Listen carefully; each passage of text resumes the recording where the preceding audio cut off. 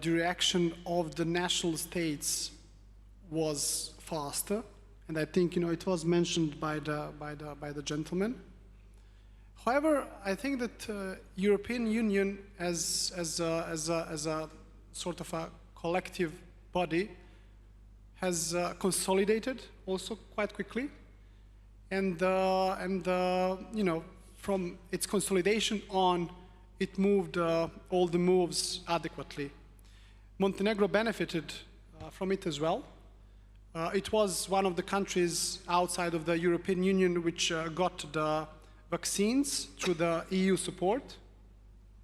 Although we have chosen to have vaccines, from all over the world, so this is why the government had achieved to get vaccines from Russia, from China, from the States, and from the EU. So we had an options for the citizens basically to choose. Because, back then, having a vaccine was like, having a diamond.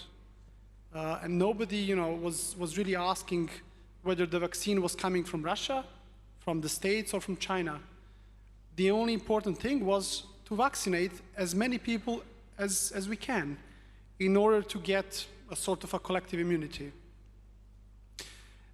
I would like to kind of, to go back to what a gentleman mentioned of the role of the state. I mean, it is logical that the role of the state increased because, the state was there to vaccinate people. The state was there to provide public health to the people. The state was there to provide unemployment benefits to the people. So it was, by default, the result of the crisis that the role of the state kind of emerged as more visible.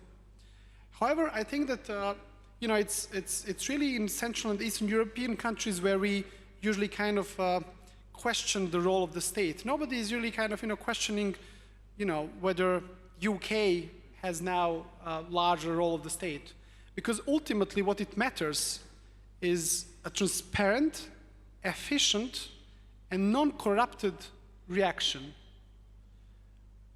And I think, that's really what it matters.